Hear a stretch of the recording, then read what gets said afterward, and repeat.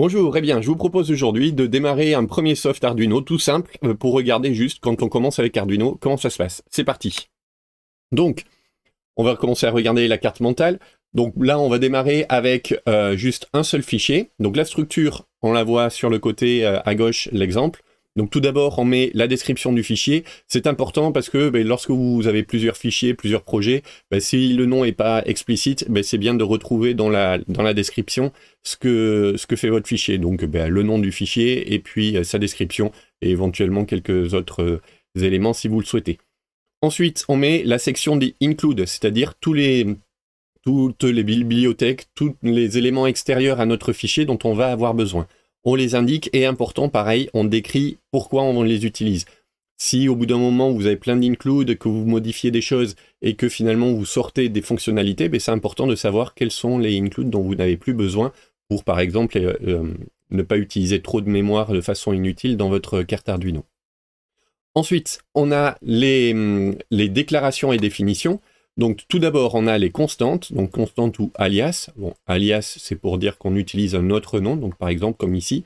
Chaque fois qu'on rencontrera le mot PCPort, eh bien on remplacera par le mot-clé serial. Donc ça, c'est ce qu'on appelle un alias. Et on peut définir des constantes de cette façon-là. Donc ici, on dit chaque fois que on voit le mot-clé PC U32 rate, on remplacera par cette expression-là. Donc en clair, ça permettra de mettre la constante 115 200 à la place de PC U32 rate. Voilà, donc on déclare ici toutes les constantes et les alias. Ensuite, on arrive aux variables. Donc les variables, on indique le type, ensuite le nom de la variable, et puis on l'initialise. On initialise toujours les variables avant de les utiliser, histoire de ne pas commencer à utiliser une variable qui ne serait pas initialisée. Donc par principe, quand on déclare une variable, on l'initialise.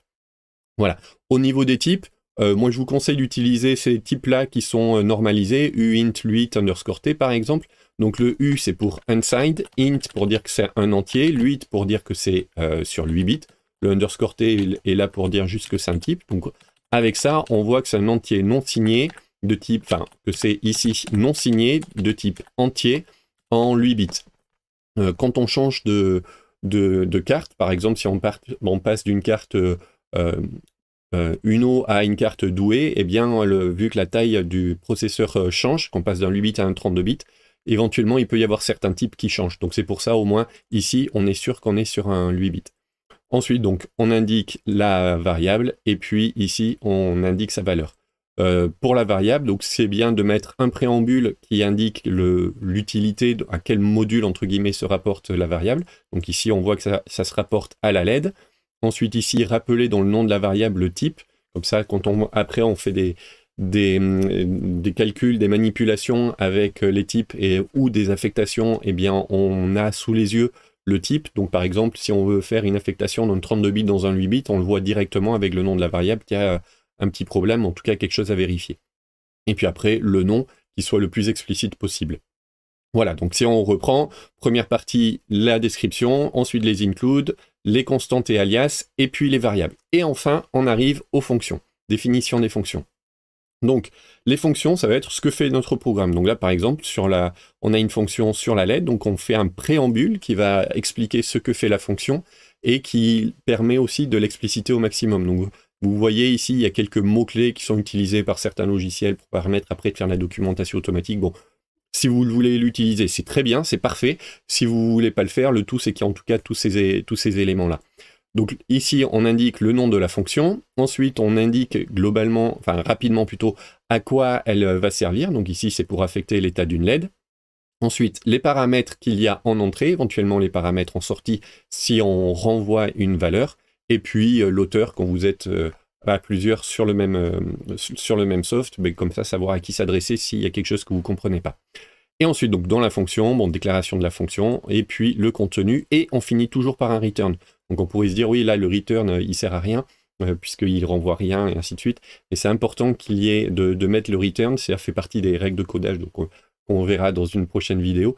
Les règles de codage sont là, en fait, pour nous aider à éviter au maximum de faire des erreurs. Et donc, il y a des petites choses, c'est vrai, parfois, ça peut servir à rien, mais ça nous impose de nous poser la question et de faire attention pour éviter au maximum de faire des erreurs. Donc, voilà la définition d'une fonction, en voilà une seconde et une troisième. Ensuite, en Arduino, il y a deux grandes fonctions qu'il doit toujours y avoir. D'une part, la fonction setup, donc c'est celle que l'on voit ici. La fonction setup va permettre de faire toutes les initialisations. Donc on l'exécute une seule fois et c'est au tout début. Donc quand le programme Arduino démarre, il commence par exécuter la fonction setup et dans cette fonction-là, on doit exécuter tout ce qui va permettre de configurer notre carte Arduino. Donc ici, par exemple, eh bien, on va initialiser la LED à l'état off et si on va dans la fonction d'initialisation, on voit qu'il y a en même temps la configuration de la pin et puis donc on affecte l'état de la pin. Donc ici, on initialise la LED et on affecte son état par défaut. Ensuite ici, on initialise le port de communication avec le PC et on donne son débit. Et puis, quand on a fini de faire nos initialisations, on envoie un petit message. Toujours important de mettre des messages qui soient explicites aux endroits clés de votre programme pour savoir ce qui se passe. Dans le cas de l'Arduino, on ne peut pas rentrer dans le programme, faire du pas à pas pour exécuter les instructions les unes après les autres, en pouvant s'arrêter là où on veut. Donc c'est important, pour pouvoir débugger et comprendre ce qui se passe, de mettre de loin en loin, du moins aux endroits clés, de mettre des éléments permettant de savoir qu'est-ce qu'il faut, qu'est-ce que fait le programme et pouvoir comprendre comment il se comporte pour pouvoir débugger s'il y a un problème le plus facilement possible. Donc première fonction importante de la fonction setup, première chose à exécuter quand le programme démarre. Deuxième fonction importante, c'est la fonction loop, c'est-à-dire que pendant le programme, il va continuer encore et encore à fonctionner, donc il va faire une boucle infinie. Donc un programme, logiquement, il n'est pas fini. J'avais un prof qui nous disait, l'exemple typique, c'est le pacemaker. On n'a pas envie que le pacemaker, il s'arrête en disant, ça y est, j'ai exécuté mon programme. Non, il continue indéfiniment, ma montre, elle continue indéfiniment, et ainsi de suite. Donc la plupart des programmes, ils continuent indéfiniment, ils n'ont pas d'arrêt, et donc ils vont exécuter des instructions les unes après les autres, et une fois qu'ils sont arrivés à la dernière instruction, hop, ils recommencent à partir de la première. Donc c'est à ça que va servir la fonction loop. Il va appeler les différentes fonctions. Ici, on n'a qu'une seule fonction, la fonction LED blink, donc clignotement de la LED. Donc il l'exécute, et puis une fois qu'il a fini, il recommence et il réexécute encore et encore la fonction de clignotement de la LED. Voilà, donc si on reprend un programme Arduino contient à minima un fichier, la structure, description du fichier, l'include et puis les déclarations et définitions. Dans ces déclarations et définitions, on a les constantes, les variables et les fonctions. Parmi ces fonctions, deux fonctions importantes, la setup, la configuration, la fonction loop qui est le contenu applicatif. Voilà, et vous avez comme ça votre premier programme Arduino. Je vous mettrai en description ce fichier-là pour avoir une base de départ. Ensuite, au niveau des outils, donc vous pouvez utiliser le programme Arduino. Le truc qui est très important quand vous commencez un programme avec Arduino, restez sur la même version.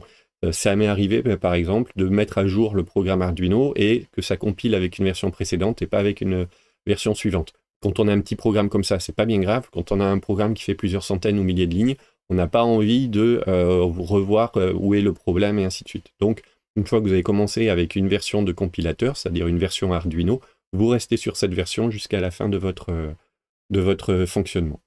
Donc, les outils, l'Arduino comme le programme Arduino que l'on vient de voir. Ensuite, vous pouvez avoir d'autres programmes, donc par exemple Notepad++ à minima, qui est quand même beaucoup plus pratique et agréable pour faire les programmations. Il a, par exemple, on peut faire de l'édition en colonne, ce qui est plus pratique dans certains cas si on veut modifier ou effacer une partie, etc.